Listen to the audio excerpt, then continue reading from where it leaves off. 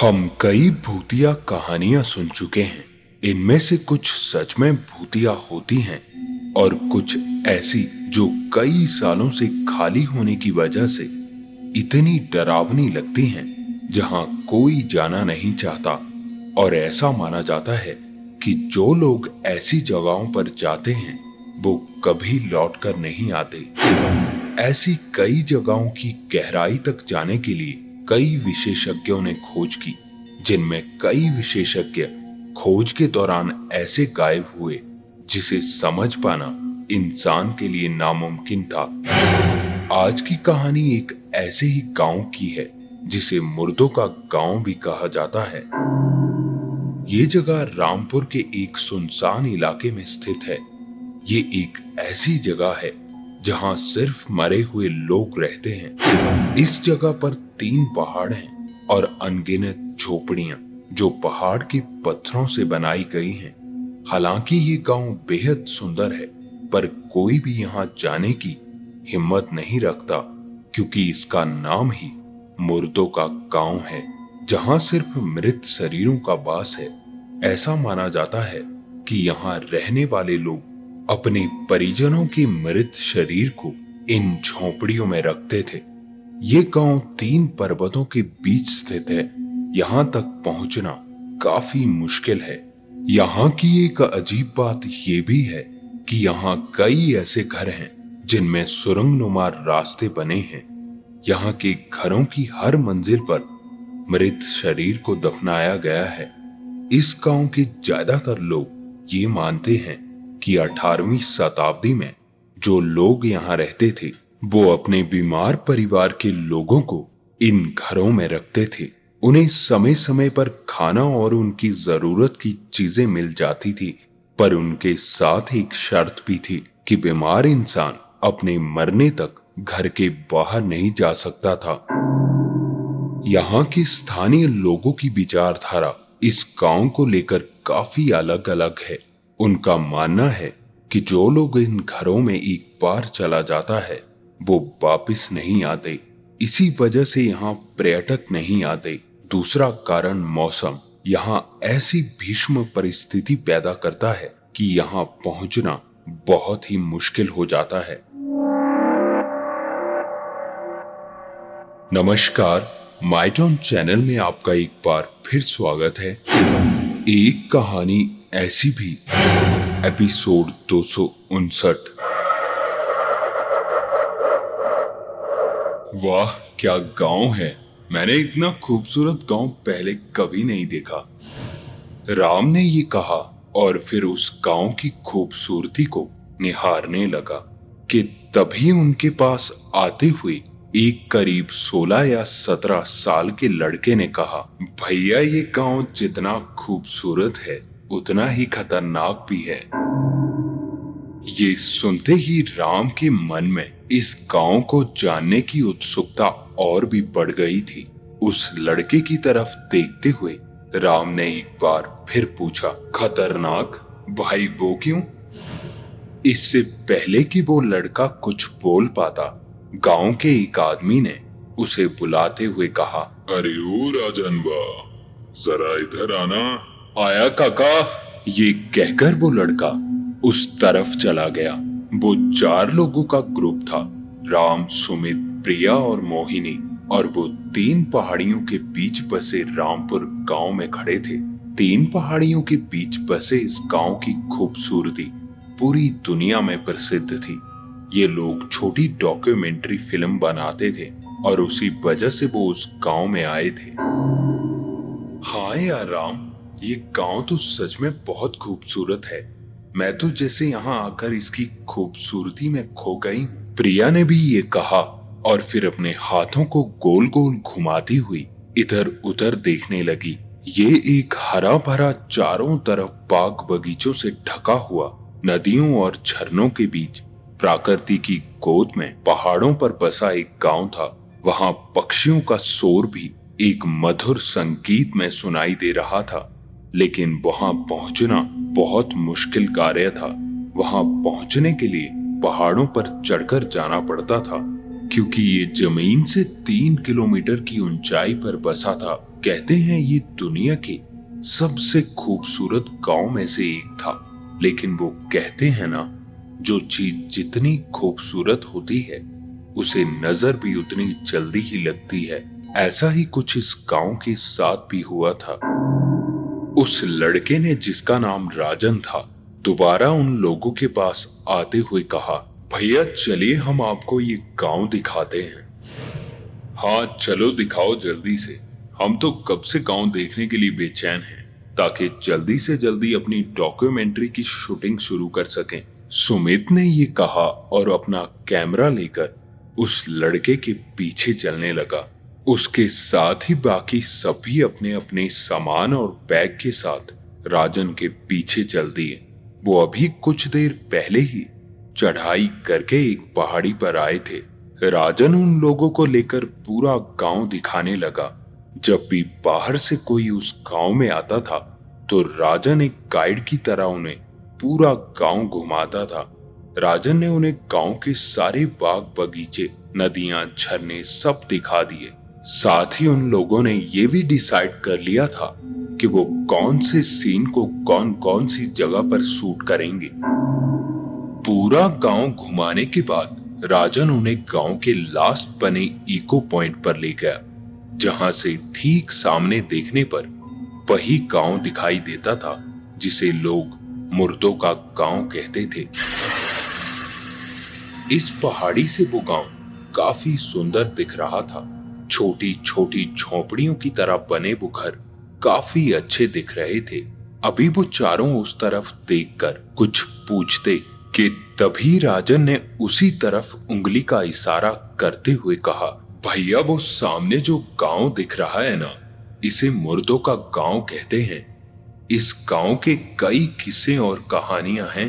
हमारे बूढ़े बुजुर्ग कहते हैं इस गांव में जो भी एक बार चला जाता है वो कभी लौटकर वापस नहीं आता, और हम भी उस तरफ कभी नहीं गए। ये सुनते ही सुमित ने थोड़ा सोचते हुए पूछा, अच्छा राजन, तुमने अपनी आंखों से देखा है क्या कि कोई उस तरफ गया हो और वापस ना आया हो? इस पे राजन का बताना था, नहीं भैया, हमने तो नहीं देखा कभी भी। बस हमें वहां जाने से हमेशा मना किया जाता है और हमने भी वहां जाने की कभी नहीं सोची। ये सुनकर उसी तरफ देखते हुए राम ने बोला, राजन ऐसा भी तो हो सकता है कि कोई और ही बात हो और बस तुम्हें वहां जाने से रोकने के लिए ये झूठ बताया गया हो। ये सुनते ही राजन ने तुरंत बोला, अरे नहीं भैया, उस पहाड़ी के करीब जाने पर ही लोगों को एक बहुत ही मनहूसियत का एहसास होने लगता है। ऐसा लगता है मानो कोई उस तरफ जाने से उन्हें रोक रहा हो। कई लोगों का ये तक कहना है कि जो भी उस तरफ जाने की कोशिश करता है उसे कई दिनों तक किसी के साथ होने का एहसास होता रहता है। अंधेरे में लाल खून सी चमकती आंखें देखने का दावा तक किया है कई लोगों ने। ये सारी बातें सुनकर वो चारों थोड़ा सहम चुके थे। बात को बदलते हुए राजन ने एक बार फिर बोला, भैया इस पहाड़ी से आवाज लगाने पर 3 बार आवाज वापिस आती है। ये कहकर राजन ने वहां खड़े हुए ही जोर से अपना नाम चिल्लाया तो उन सबको उसकी आवाज 3 बार वापिस सुनाई दी। अब दूसरी बार राम वहां आवाज लगाने को अभी हुआ ही था कि तभी उन सबने देखा तो अचानक वहां हवा का एक बवंडर अपने आप उठने लगा। वहां आसपास कहीं भी धूल नहीं थी, लेकिन बड़ी अजीब बात थी कि धूल भरी आंधियां चलने लगी। उन सबने एक दूसरे का हाथ मजबूती से पकड़ लिया। तभी राम ने राजन से कहा, राजन ये सब क्या हो रहा है यार? भैया ये बवंडर है। यहाँ जब भी कोई बाहर से आता है तो अक्सर ये उठने लगते हैं। कि तभी सुमित ने कहा, लेकिन ऐसा होता क्यों है? वो तो हमको भी नहीं पता भैया। राजन ने ये कहा और फिर गांव की तरफ बढ़ने लगा। बाकी सब भी उसके पीछे पीछे ही एक दूसरे का हाथ पकड़े गांव की तरफ बढ़ने लगे। जैसे ही वो गांव में पहुंचे, बवंडर अपने आप थम गया। उन लोगों ने एक दूसरे का हाथ छोड़ा और भगवान को शुक्रिया करने लगे। तभी राजन ने कहा, चलिए भैया, हमने आपके रुकने की व्यवस्था कर दी है और अब हमारी मुलाकात कल होगी। ये सुनते ही राम ने हामी भरी और उसके पीछे पीछे चलने लगा। कुछ ही दूर चलने के बाद अचानक प्रिया की नजर किसी चीज पर पड़ी और वो एकदम से रुकी। प्रिया को ऐसे रुकता देख बाकी सब भी रुक गए कि तभी राम ने प्रिया की तरफ देखते हुए बोला, क्या हुआ प्रिया, तुम अचानक क्यों रुकी? प्रिया ने अपनी उंगली का इशारा आगे की तरफ करते हुए देखा। राम ने भी उधर देखा तो उसे एक घर के गेट पर कुछ काले धागे लटके हुए दिखे। ये देखकर राम भी कुछ देर के लिए सोच में पड़ गया था। बाकी सब भी उस घर में लटके उन धागों को देख रहे थे। आसपास घरों पे नजर दौड़ाई तो उन्हें हर घर के गेट पर वो काले धागे लटके हुए दिखे।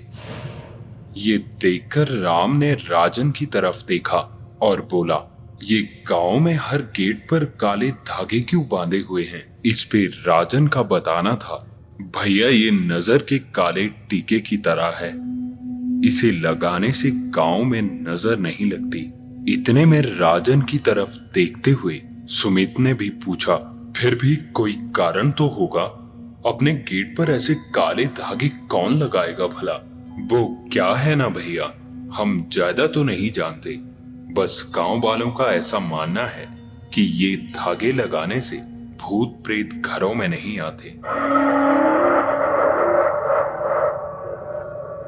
राजन ने ये सीधा सा जवाब दिया और दोबारा आगे चलने लगा। बाकी सब भी उसके पीछे पीछे चलने लगे। वो लोग एक धर्मशाला के सामने जाकर रुके, जहां राजन ने कहा, आज की रात यहीं गुजारिए, अब हमारी कल मुलाकात होगी। ये कहकर राजन जैसे ही वहां से जाने को हुआ तो सुमित, जो अभी सोच में डूबा हुआ था, उसने राजन से पूछा, राजन क्या तुम इन भूत प्रेतों पे यकीन करते हो? क्या वाकई ये चीजें होती हैं क्या? हाँ भैया, हम तो मानते हैं, जैसे इस दुनिया में भगवान होते हैं वैसे ही शैतान भी होते हैं। अच्छा भैया, बाकी बातें कल करेंगे। वो क्या है ना कि इस गांव में शाम 7 बजे के बाद किसी का भी घर से निकलना मना है।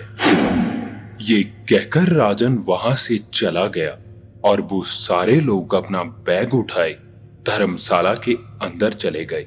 अंदर केवल एक आदमी था जिसे सामान्य भाषा में केयर टेकर कहते थे। उसने उन लोगों को 2 कमरे दिखाए, जिनमें एक में राम और सुमित रुके और वहीं दूसरे कमरे में प्रिया और मोहिनी।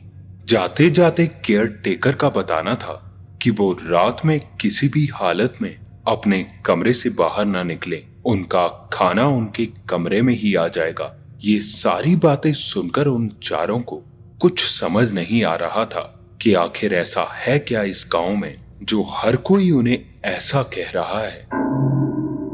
इतना कहने के बाद वो आदमी भी वहां से चला गया। कुछ देर बाद एक औरत खाना लेकर आई और खाना देकर वो भी चली गई। अब पूरी धर्मशाला में केवल वो चारों ही थे। रात के तकरीबन 11 बज रहे थे जब किसी के बात करने की आवाज से प्रिया की नींद खुली। उसने उठकर आसपास देखा तो मोहिनी वहां नहीं थी। वो उठकर बाहर गई और उसने राम और सुमित को जगाया। उन लोगों ने चारों तरफ ढूंढा तो मोहिनी छत पर बैठी किसी से बात कर रही थी। ये देखकर जैसे ही वो लोग मोहिनी को बुलाने को अभी आगे बढ़े ही थे कि तभी अचानक वहां की सारी लाइट्स अपने आप बंद हुई और तेज हवा के झोंके से मोहिनी एकदम से उठकर चारों तरफ बड़ी बड़ी आंखें करती हुई उठी। आसपास जानवरों के रोने और चिल्लाने की आवाजें हर तरफ आने लगी। मोहिनी को ये सब देखकर ऐसा लग रहा था मानो वो अभी अभी नींद से जागी हो। चारों तरफ देखते हुए वो नीचे जाने को अभी पड़ी ही थी कि तभी उन चारों ने जो देखा वो देखकर उन चारों की रूह तक कांप उठी, क्योंकि मोहिनी के ठीक सामने लाल खून सी आंखें लिए एक साया खड़ा था। ये देखकर मोहिनी की चीख निकल गई। राज, सुमित और प्रिया कुछ सोच पाते उससे पहले ही वो साया मोहिनी को लेकर गायब हो चुका था। ये देखकर वो तीनों डर से कमरे की अंदर की तरफ भागे और तीनों एक ही कमरे में दुबक कर बैठ गए। डरते हुए ही उन तीनों ने रात गुजारी। सुबह होने पर जब केयर टेकर आया तो उन्होंने उसे मोहिनी के गायब होने की बात बताई। ये सुनते ही केयर टेकर का बताना था कि उसने तो पहले ही मना किया था कि अपने कमरों से बाहर मत निकलना, लेकिन तुम लोग नहीं माने। वो अब कुछ नहीं कर सकता। केयर टेकर की ऐसी बातें सुनकर राम ने थोड़ा गुस्से में कहा, क्यों नहीं कर सकते आप? वो कौन था? कुछ तो जानते होंगे आप। इस पे केयर टेकर का बताना था कि हम कुछ नहीं जानते, बस ये गांव शापित है और यहाँ बाहर से आने वाले हर शख्स की मौत निश्चित है। इसके अलावा मैं कुछ नहीं जानता। इस पे सुमित का पूछना था कि कोई तो होगा यहाँ जो जानता हो। इस पे केयर टेकर ने उन्हें चेतावनी देते हुए कहा था कि इस गांव के बाहर दूसरी पहाड़ी पर एक बाबा रहते हैं, वही कुछ बता सकते हैं इस बारे में। पर याद रहे, वहां पहुंचने के लिए तुम्हें मुर्दों के गांव से होते हुए जाना पड़ेगा और वहां जाने वाले कभी वापस नहीं आते। जो भी आज तक उस तरफ गया है वो कभी वापस नहीं आया। वो किसी को भी वहां पहुंचने नहीं देता। ये सुनते ही सुमित ने पूछा, कौन पहुंचने नहीं देता? इस पे केयर टेकर ने उनकी तरफ देखते हुए बोला, वही साया बाबू साहब जो आपकी दोस्त को ले गया। इधर ये तीनों अपना अपना बैग लेकर उस पहाड़ी की तरफ बढ़ने लगे। जैसे जैसे वो उस मुर्दों के गांव के करीब पहुंच रहे थे, हवाएं और भी तेज हो रही थी। थोड़ा और आगे जाने पर वो उस पहाड़ी पर पहुंचे ही थे कि तभी अचानक एक तेज बवंडर चलने लगा। हवाएं इतनी तेज और भयानक थी कि वो तीनों इधर उधर गिरने लगे कि तभी सुमित उस बवंडर की चपेट में आते ही हवा में उड़ता हुआ दूर पत्थरों पर जा गिरा। सुमित इतनी तेजी से गिरा था कि जिससे उसकी हड्डियां तक टूट गई। प्रिया और राम थोड़ी ही दूरी पर खड़े ये सब देख रहे थे कि तभी वो बवंडर एक आकृति का रूप लेने लगा और देखते ही देखते वो एक महिला के कपड़े पहने एक आदमी में बदल गया। ये जो भी उन दोनों की आंखों के सामने हो रहा था वो उन दोनों की कल्पनाओं से परे था। उस आदमी की आंखों में अंगारे धधक रहे थे। बड़े बड़े नुकीले नाखून लिए एक डरावनी गुर्राहट के साथ वो उन दोनों की तरफ बढ़ने लगा। ये देखकर प्रिया और राम वहां से भागने की कोशिश करने लगे। थोड़ी दूर भागने के बाद थोड़ी ही दूरी पर उन्हें एक कुटिया साफ दिख रही थी, पर वो वहां पहुंच पाते उससे पहले ही हाँफते हुए दोनों एकदम से रुके, क्योंकि वो लाल खून सी आंखें लिए आदमी उनके ठीक सामने खड़ा था। प्रिया और राम को कुछ भी समझ नहीं आ रहा था। वो कुछ सोच पाते इससे पहले ही वो आदमी कुर्राता हुआ ठीक उनके सामने पहुंचा। तो प्रिया को बचाते हुए राम ने उसे धक्का देकर दूर कर दिया।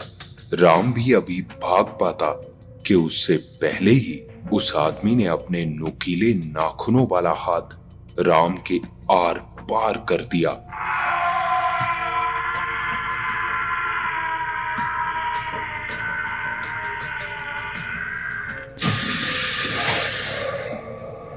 राम की भयानक चीख सुनकर भागती हुई प्रिया ने थोड़ी ही दूर से पलट कर देखा तो राम की हालत देखकर डर से प्रिया वहीं बेहोश होकर गिर पड़ी। और जब प्रिया की आंख खुली तो वो उस बाबा की कुटिया में प्रवेश कर चुकी थी। उठकर प्रिया ने चारों तरफ देखा तो थोड़ी ही दूरी पर एक साधु बाबा बैठे तपस्या कर रहे थे। प्रिया भागकर उस तरफ गई और बाबा के चरणों के पास जाकर बैठ गई। डर से कांपती हुई प्रिया का कहना था कि बाबा मुझे बचा लीजिए। और ये सुनते ही उस साधु ने आंखें खोली और प्रिया को अपने पास बैठने के लिए कहा। बाबा के पास बैठते हुए प्रिया का पूछना था, बाबा कौन है ये साया और क्यों बाहर से आने वाले लोगों को मार देता है? ये सुनते ही उस बाबा का बताना था कि तुम पहली इंसान हो जो यहाँ इस पहाड़ी पर पहुंची हो, तो इसका मतलब उसकी मुक्ति भी तुम्हारे द्वारा ही होगी, इसलिए तुम्हें पूरी बात बताता हूँ। इसके बाद उस बाबा ने बताना शुरू किया। वो साया कोई और नहीं बल्कि इसी गांव में रहने वाले बृद्धि राम का बेटा था। बृद्धि राम इसी गांव में उन सभी बीमार पड़े लोगों को खाना पहुंचाने का काम करता था और उसका लड़का उपेश भी इसी गांव में उसी के साथ रहता था।